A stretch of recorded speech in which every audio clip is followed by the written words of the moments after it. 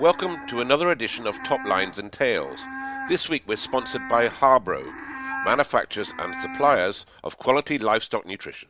My guest this week is a chap I've known for a long time, but I've not seen lately as he's been in Australia for 30 years, Harvey Weyman-Jones, now living in Dalby, Queensland. He's speaking to us from the Sunshine Coast. Welcome, Harvey. You're welcome, Andy. I'm here with my mother, Jane. That's brilliant to hear Jane's voice after all these times. Hello, Jane. How you been? How's retirement on the Sunshine Coast there? And more importantly, how's the wine? Well, I'm on a gin and tonic at the moment. Excellent. I'm glad to hear it. Now, did you remember Bob Powel?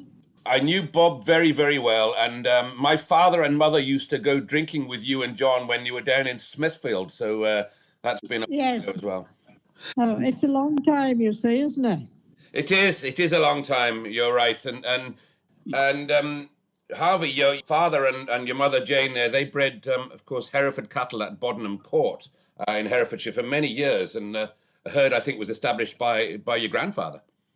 Yes, Grandad established the herd, would have been back in the 1920s, I think, and he went and bought cattle from Hampton Court and various other places, and that's primarily one of the reasons how we got the tenancy at Bodenham Court through the purchasing from Hampton Court. We were tenants to Lord Hereford at that time. That was back early 30s. When they moved there. Hampton Court, and having their dispersal sale just roughly when I got into showing cattle, and I very much remember your father from my early days in cattle, and he was always willing to offer advice. A real gentleman he was, and I'm very grateful to my early days were spent in the Hereford breed. Yes, that's right, and of course, Grandad became president of the Herd Society in the mid 50s, I think it was. And of course, they were. Dad sort of took over farming by himself in the 70s when Grandad retired, and then in the 70s and 80s and 90s we had the Bodenham herd, and we boys, Charles and I, had the Bun Hill herd, and Dad went on and then bred cattle for Chapman and Frierson. You might have remember them. I do now you say that. And then of course for Clive Richards after that.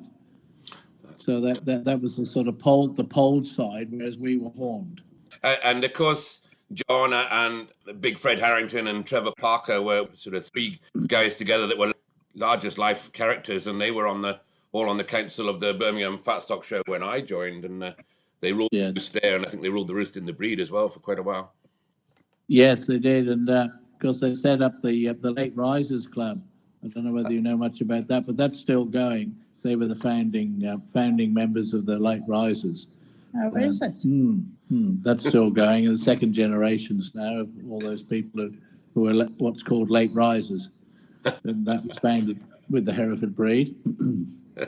It sounds like a drinking club to me, to be honest, Harvey, but I'm still a member of the Hereford Stockman's Club, and I think that was a drinking club as well, from what I can remember. Yes, that's right. They were great days. And Mum, you'd remember helping out with the Hereford Stockman's Club with the flower arrangements and that sort of thing. Yes, yes, I did that. At the Royal Show, the bars, and And Mum's got a funny story about. Were you there, Andy, when they put the partition up between the Stockman's bar and the members' bar? Were you there then? Yes. That at the Royal in the building there, and there was a fair bit of animosity, I suppose, between some people. And anyway, Mum was one of the ringleaders, and she jumped up on the top of the wall. The barrier in between the two. Were you there? I don't remember that, to be fair, but I do remember you getting up to you and my mother and father getting up to some fun tricks, I think, back in those days. Bob legged you up, and Richard Miller was there to catch you if you fell over. Yes, probably, yeah. Yes. Do you remember? I don't remember now. Sorry. A lot of fun. And You mentioned there Bob Powell, of course, another one, the largest life character known as Prowler to many of us, and Yes.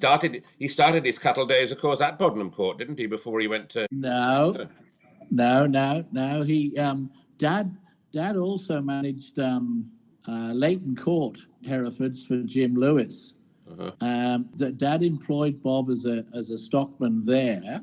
Bob had come out of the police force. That's right. And having been to Walford Agricultural College prior to that, so he'd had some cattle experience, or livestock experience and stuff, and wanted to get out of the police force. And Dad employed him there for a couple of years, and we had old Bill Good was our stockman for. He'd worked for the family for 50 years, and he retired. And then we had a Scotsman come down for 12 months as our new stockman, but then they got homesick and wanted to go back to Scotland. And I remember saying to Dad, "What are we going to do?" And he said, "Don't you worry about that. I know a fellow that I'm going to employ straight away." And it was Bob from Leighton Court, and Dad was managing, so he was under Dad already. So Dad asked him to come to us, and then the story goes on. Of course, then Colin Davis, then went into Leighton Court, following Bob. Collins died. Yes. So that's how Bob came to us. And that was about the time when our cattle were starting to hit the straps, of course. Yeah. And it was a great partnership. And I was in my late teens then, left school, and Charles and I were we were all working together as a great team, and all got on very well together. Great job, and he'd be learning as well. But then Bob, obviously, in his later days, went freelance and taught a lot of other people. And Bob was very good to me. Used to show a few cattle for me when I first started. But I do remember when I first met him, he was definitely still working for yourselves. Let's just move on a little bit then. Harvey, your brother Charles emigrated to Australia in the 80s, I believe, and still there, has he? Yeah. So Charles came over several times in the early 80s, jackarooing, and then ended up being offered a job with Dalgetty's, the agents over here. And then he had to go back home to apply formally, and it took about 18 months for him to get over. But eventually he came to Australia, and I think officially full-blown migrant in 1984. Okay. But he'd been over here off and on for about 4 years. Charles is 2 years younger than I am. Right. And then I joined later in 1991. I came over in 1990 to have a look around, and because I'd built up some relationships with the Dalgetty team over here that were going on world trips, and I used to look after them when they came to England and Wales. And then they said to me that they'd like me to go over there and come over to Australia and reciprocate my sort of hospitality that I'd offered them. And that's how it all started. Okay, and there would be a few around about that time. I think John Vaughan went out there in the 80s as well, and one or two others, didn't they, in the Hereford fraternity at that time? Yes. John migrated about the same time as I did. He went to Western Australia. That's right. And I remember him coming over with a couple of bulls to Dubbo Bull Sale in central New South Wales. It took them about three or 4 days to travel with some bulls. They came over to Dubbo. I remember seeing him over there. Since then John went back to the UK, and then he came over here on holiday when we were in Noosa, where we are now. And did he spend Christmas with us, or at some stage John came over and stayed with us, didn't he, in the late 90s? That was when John Vaughan. Oh, yeah.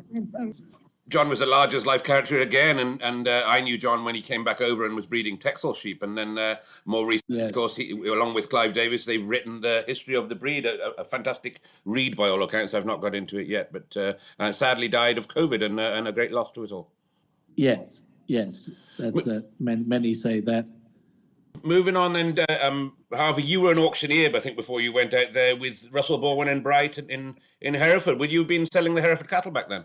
Yes, I was, and I did. The first sale of Hereford cattle I did actually was a joint sale with John Vaughan, Derek Vaughan, and Dad. Had a 3-stud sale, and it was held at at John Vaughan's place in their barn. I was 21, and I was still at college doing the auctioneer's exams at the time. But Dad asked me to sell 3 lots for him in the middle of the sale, and that was the first official auction that I did, and that was selling 3 pedigree Hereford cows and calves. Baptism of fire, and obviously gave you some good grounding to stay in that vein. And I remember you used to commentate on the Birmingham Fat Stock Show. That's sort of how I knew you. Yes, as you followed your brother to Australia in 1991. Did he say? Is that right? Yeah, 91. I came over here, and you mentioned about the Birmingham Fat Stock Show that was held at Stafford Showground. I did the main ring commentary for the cattle for a couple of years before I came over. And tell me a little bit more about your move to Oz. Then it was obviously a big decision. And did you stay involved with Hereford cattle when you arrived there? Yes, well, I started off just working in Queensland with Dalgetty's at Gympie, and we were just purely commercial livestock then. And then about just after 12 months of being here, I moved to a place called Dubbo in central New South Wales to become stud stock manager down there. I dealt with all breeds, but we had the national polled Hereford sale at Dubbo, and that was I would go around and inspect and try and get entries into our catalogue. It was Dalgetty's against Elders, and we used to we'd have a couple of hundred bulls there at the sale, and that would each vendor would allocate whatever bulls they wanted to the agent, one or the other. So I did a lot of work with the Herefords and polled Herefords that we had at Dubbo, but I also was involved in other of the horned Hereford breeds and stud sales. And in those days, there were like 2 different breeds, 2 different societies, horned and polled. Yeah. But now they're together. Yeah, and the same as the US as well, isn't it? It took a while to get these guys to stop locking horns and lock together, but it makes for better for everybody that they have. And obviously, your work there, you've moved on. I probably missed a bit out here, but you're now very much involved in the seed stock world of Australia with is it a company called GDSL Rural? Is that I got that right? Well, it's GDL, which is basically an abbreviation of Grant, Daniel, and Long,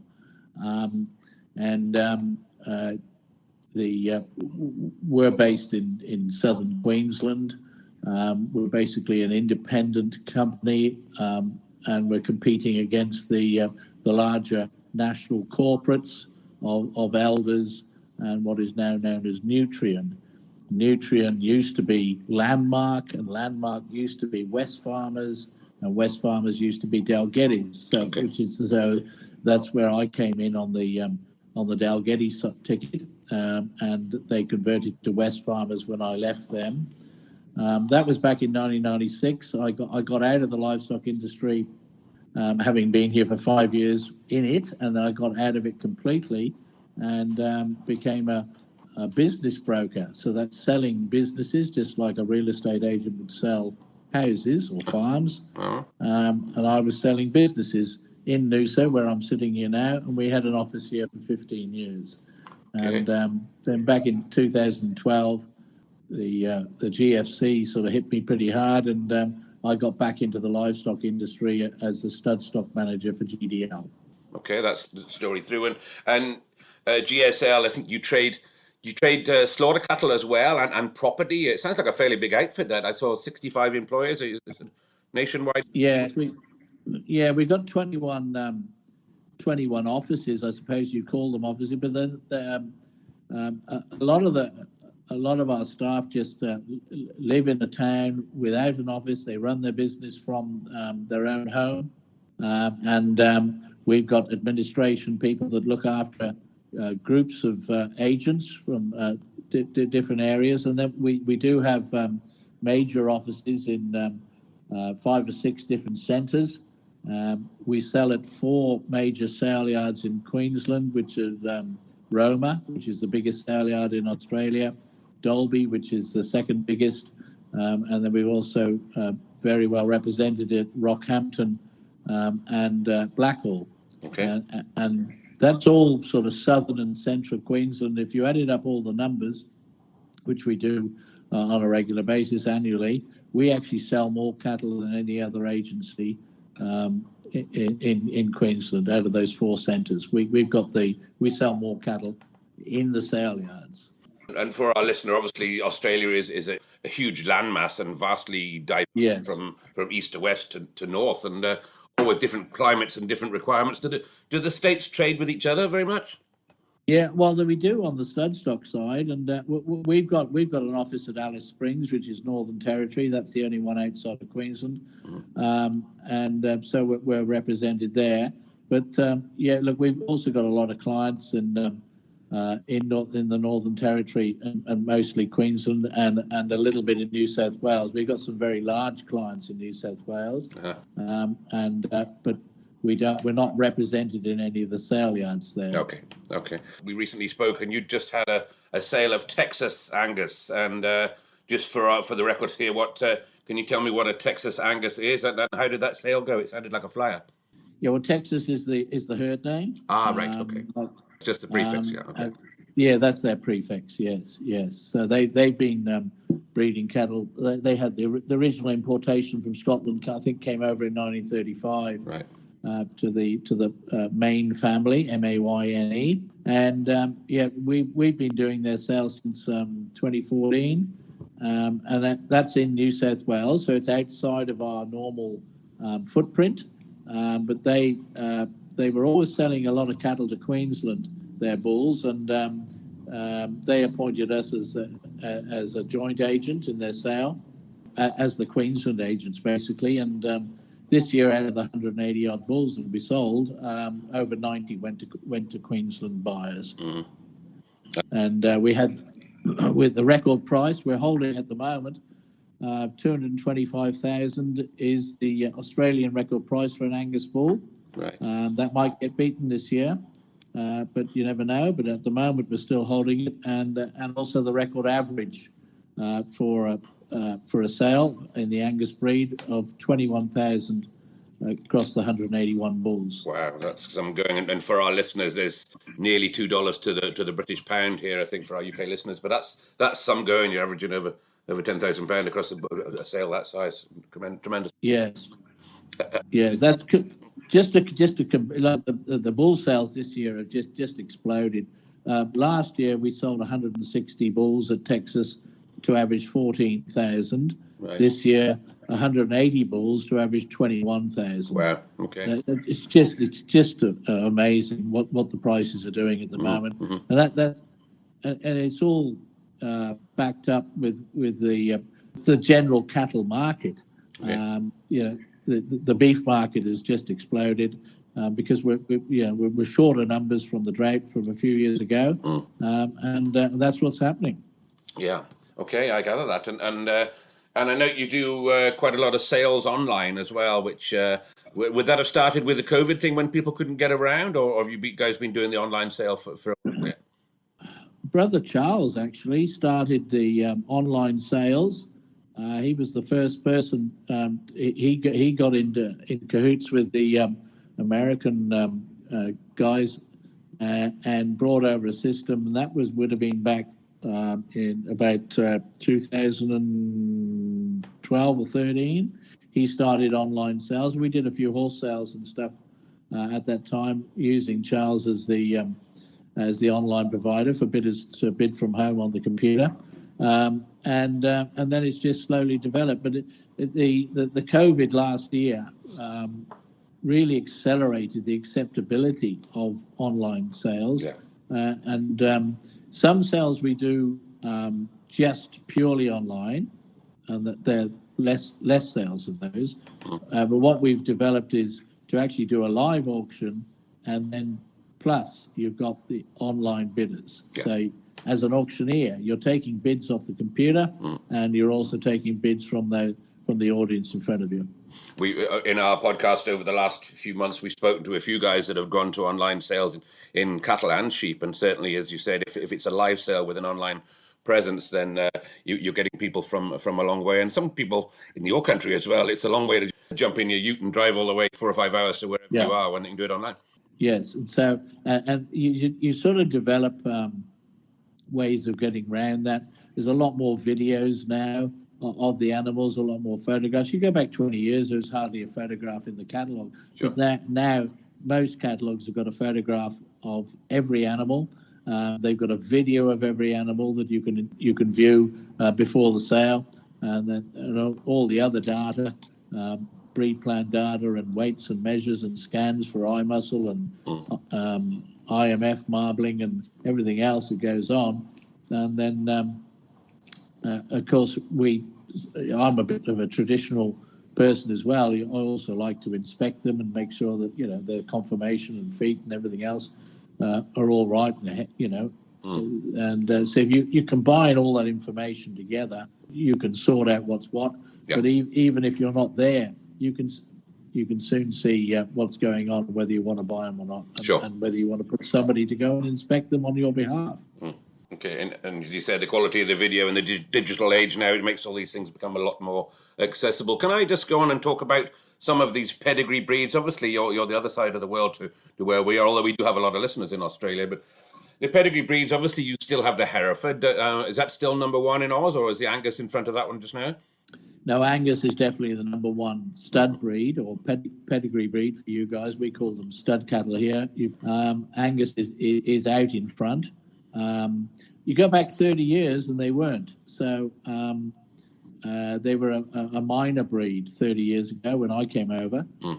So they've made huge growth as far as their acceptability is concerned. And that's to do with the McDonald's and the Angus meat and the ability to feed and finish in the feedlots. And there's premium now for anything that's black.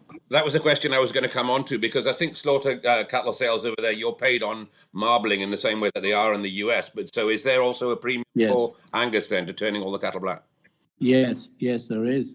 Yep, there is a premium for anything black compared to anything red, which, I don't know, you shake your head about it. How can you tell when you're looking at carcasses what sort of skin color they had before? But anyway, that's the way it is, and that's what you've got to accept, and money talks all languages. Okay, no point in questioning whether it's fair or not, because as you said, it happens, and it has happened.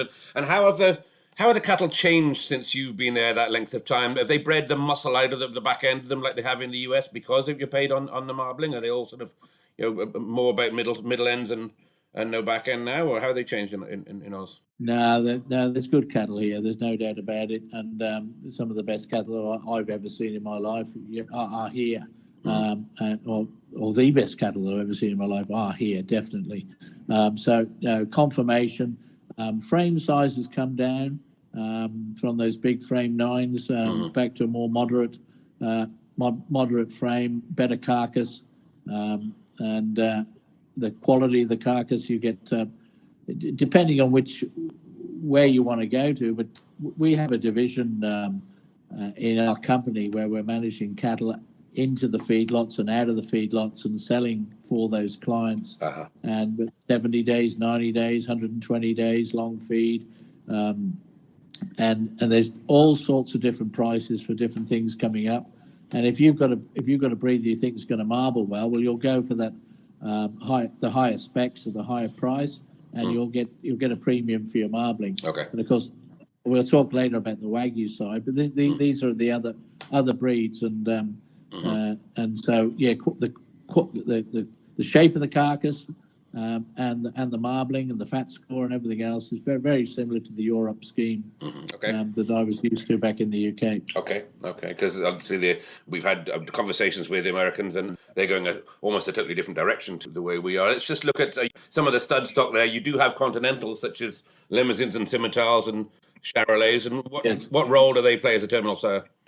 more of a minor. You asked me before about which are the most popular breeds. Well, Angus is way at the top. This is as far as registrations are concerned for the stud cattle, pedigree cattle, Angus, and then followed by Brahman. About half the registrations of Angus, and then Herefords, and then Wagyus have now crept up to number 4 and will take over Herefords fairly soon. Okay. We'll move on to the Wagyu in a second, but I'm just going on those Continentals. I see you have stud sales for Charolais and Limousines, Simmentals, etc. Yeah. And are they, as I would term, traditional as they came out of Europe, or a lot of those turning black now as well? Well, the Charolais, of course, are still white, we've only got we've got 2 studs in Australia that are totally still bred on French pure genetics. Right. The rest have been graded up through other breeds. Yeah. And so Australian Wagyu, but you're talking like 20 or 30 generations. Sure. But the Charolais and Simmentals would be the 2 most popular of the continental breeds. Mm-hmm. And then Limos were good for a while, but dropped off. Okay. Hardly. We might do 1 sale a year of Limos, but we do quite a few sales of very good quality Simmentals and Charolais. Okay. And for our UK listener, obviously your climate is extremely hot, and especially up there in Queensland and further north. What's the average rainfall what's the average temperature you get in the summer there, and rainfall? What's your climate like? Well, it varies a lot. We're just coming out of winter now. At Dalby, we would have had about 10 or 12 frosts, I suppose, over the last couple of months, and so we're just now coming into what's our spring shortly, and it's warmed up now. But yeah, we do get over 40 degrees, and yeah, it is hot and can be very dry. Okay. And go back 2 or 3 years ago, we were in a drought as well, and that's what the drought has caused an awful lot of problems with in agricultural generally. But now we've had 12 months of good rain and regular rain, and it's as good as anybody has ever known it at the moment, as far as regular rainfall and livestock prices and money within the agricultural industry. You're back to where we want it to be, obviously, and talking about the heat there, the temperature. I suppose that brings me on to the Brahman that you mentioned. And originally, again for our listener, Brahman originated in India, I think, and has been brought in a long time ago now because they can stand the heat and the dry weather. And I know you breed some of them pure, but generally that is used as a cross to breed those animals that'll stand that climate. Yeah, the Brahman cattle would be the largest number of cattle and Brahman crosses in Australia, and definitely throughout the northern part of Australia. And then you've got more of the British breeds and Euro breeds in the southern part of Australia. Okay, and so, not just the Brahmin, but the crossbreeds have their own specific studs themselves, don't they? Things of Braffords and Brangus and a Charbray. I assume that's a Charolais cross, and of course the wonderful Santa Gertrudis, which is I saw those when I was over in the Melbourne show, and they're a huge animal. Where do they originate? What's the makeup of a Santa Gertrudis? Santa Gertrudis came from the United States, and it was developed by I think the King Ranch, and back in the 1950s, and they're a composite breed that involves Shorthorns and Devons and whatever. And their colour is a really deep, rich ruby red, like your Devon cattle, and short hair, thick, heavy muscle. I this morning before I came here today, I went to see an open day of the Dunlop Santa Gertrudis studs. They're having their sale in September, and I saw we've got 110 or something bulls for sale in September, and they're really good cattle, but they suit our environment. They wouldn't suit they won't suit everybody's, but they're tick resistant, and beautiful loose skin, great bone, good heads, and thick and muscly, and really good cattle. I remember them being great cattle. It was the late 80s when I was last in Australia, and it's quite surprising that some of those animals never found their way into the UK or back into Europe, really, because, as you say, they really are tremendous breed, fast growing and big. Yes. And you also have something called a drought master, which I think the way the weather patterns changing here, we might be needing some of those in the UK at some stage. But what's the makeup of a drought master? How does that fit? Well, whereas the Santa Gertrudis base is Shorthorn, the drought master base actually is Hereford. All right. And then the same principles from there on, but they bred the white face out of them. Okay, but they're red cattle. They're a lighter red cattle. So you've got Santa Gertrudis as the sort of almost purple colour, and then you've got sort of the drought master more orange, if you like. But you know I hope people don't get offended with that, calling them orange and purple, but that gives you the definition of the darker red and the lighter red. Sure. And would there be Brahmin in the makeup of those? Yeah, absolutely, fundamental. Short hair, tick resistant, and very similar breeds, but just come from two different base origins. And are they gaining popularity after the drought that you've had, or is it just something that's fairly stable? Oh, look, it's a great name, Drought Master, but it doesn't mean to say they're going to survive any better than any other beast without any feed or water. Just good marketing. It was just a name, but look, they all will survive. They're all the good breeds. I just give you a perspective. The biggest Brahmin sale is in Rockhampton. Where mostly all the breeders come to their national sale, is 900 bulls sold over 3 days. Wow. And the Drought Master National is 500 bulls sold over 2 days. Okay, so they're up there. They're up there. Okay, just as an aside, you don't see any Belgian Blues out there, do you? I took Belgian Blues when I last went in 1989 or 8, and I'll be responsible for a few of those that are there because they shut the door on Europe after these ones arrived there, and it was a hard sell back then. The bull I was trying to sell semen from could barely walk to the end of the show yard, let alone to serve a cow, and he wasn't mine, thankfully. But are they still around? Any of those still on ground down there? Very rare. Very rare. Okay. I've never sold a Belgian Blue over here. You hear a little bit about them, but no, not practical. No. Not practical, that's about it. I'll say no more because I don't want to offend our large base of listener within the Belgian breed.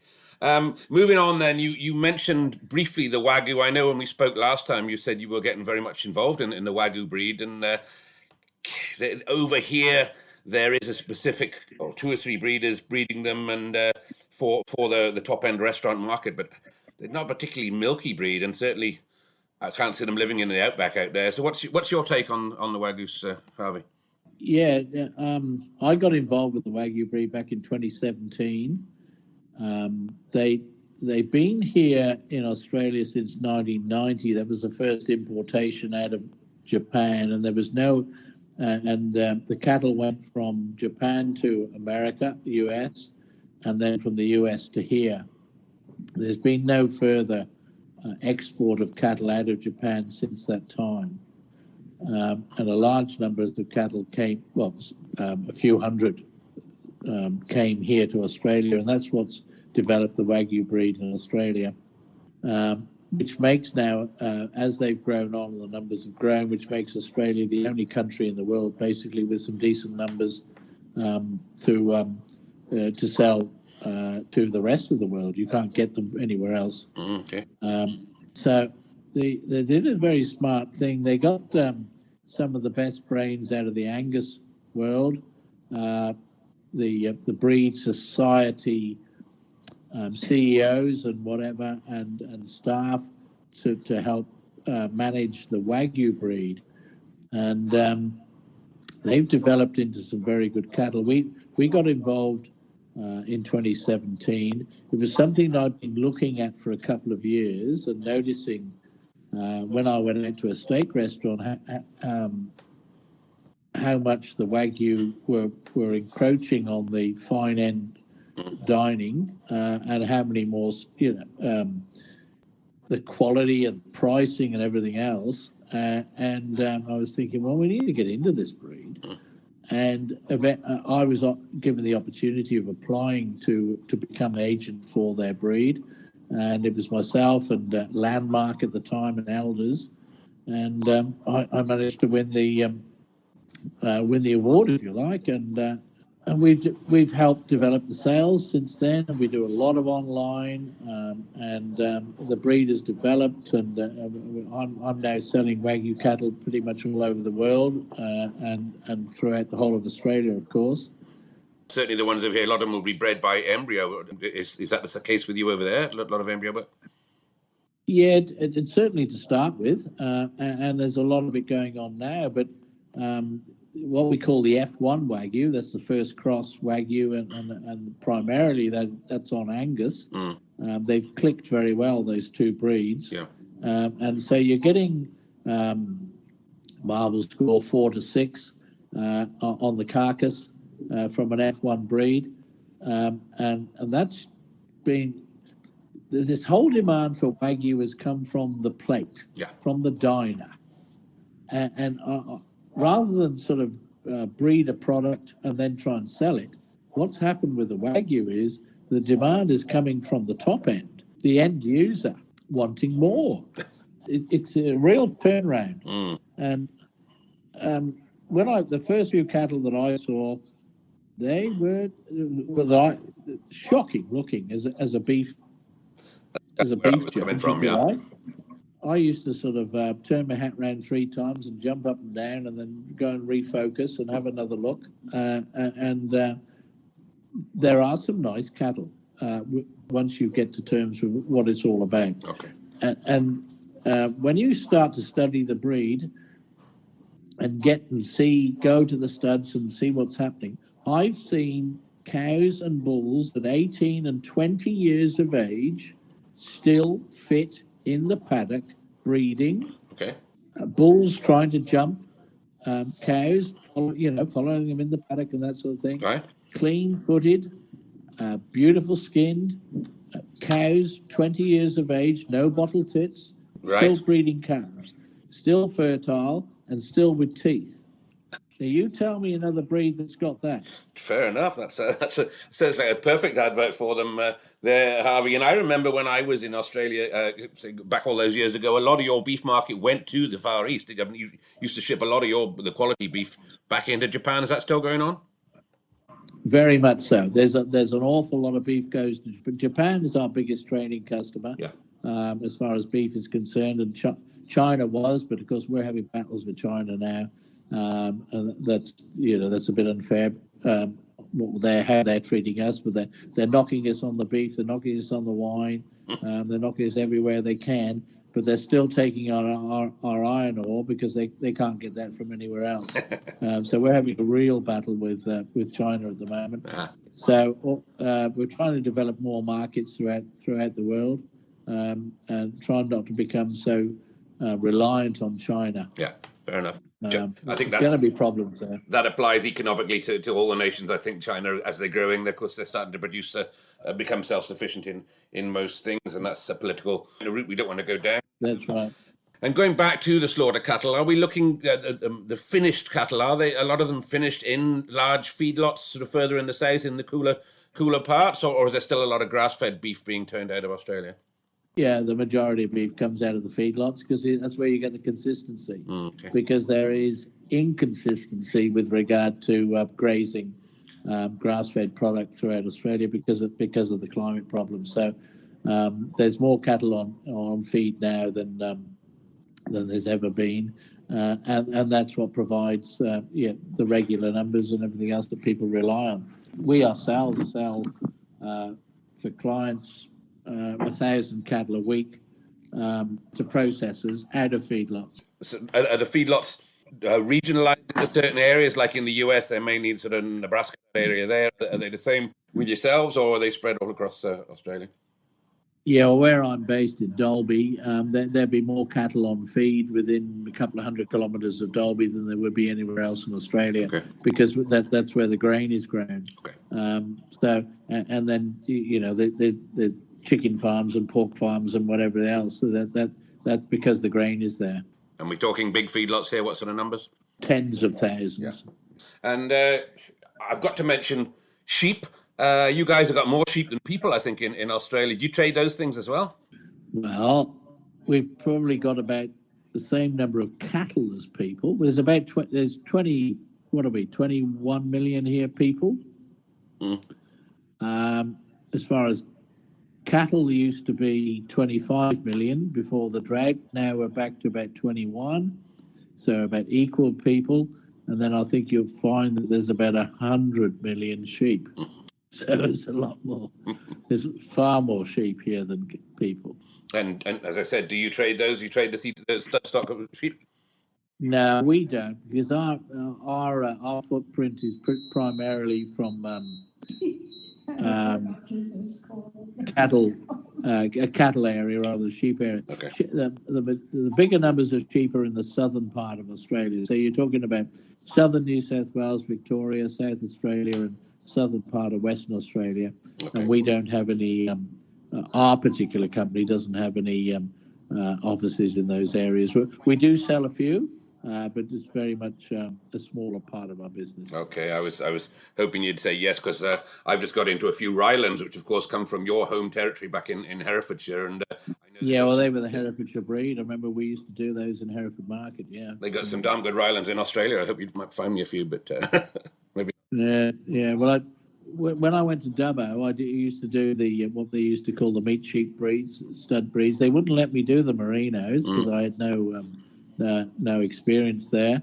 But the white Suffolks as opposed to the black-faced Suffolks, because they like the whites. They bred the white into them because of the wool. They didn't want the black in the wool. Look, there's a lot of good breeds of sheep now, and I actually did the first Texel sale in Australia. Okay, that was in the early 90s. Dan, this isn't really a sheep podcast. We're going slightly off the track here, Harvey, and I've probably had enough of your time, to be honest, and I really appreciated that. And I know it's gin and tonic time for you now. There, 6 or 7 o'clock in the evening, and and I need to get away from my breakfast. So really appreciated you taking the time to talk to me, and that's fantastic to talk to your mum there, and really pleased with that one, Harvey. Yeah, well, thank you very much, and thank you very much. Lovely to speak to you, Jane. And Harvey, my wife and I are saving up money to go on the next British Lions tour. Not to play, I hasten to add, but to go in support of the next British Lions tour, which of course is in Australia in 2025. So we might just that's down good. there. Yeah, that's good. Well, you're not going to come to the Ashes this year for the cricket? No, I don't do cricket. Rugby's my game. Yeah, no, that's good. I'll be there with you. Okay. Good lad. Great to speak to you. Thanks for your time. Thank you, Andy. Cheers. Thank you for listening to this week's podcast, which was kindly sponsored by Harbro, suppliers of quality commercial and pedigree feeds and expert nutritional advice. Visit their website or find them on Facebook for more information. And while on the subject of Facebook, why don't you visit the Top Lines and Tails Facebook page, where you'll find photographs and more information to back up this episode.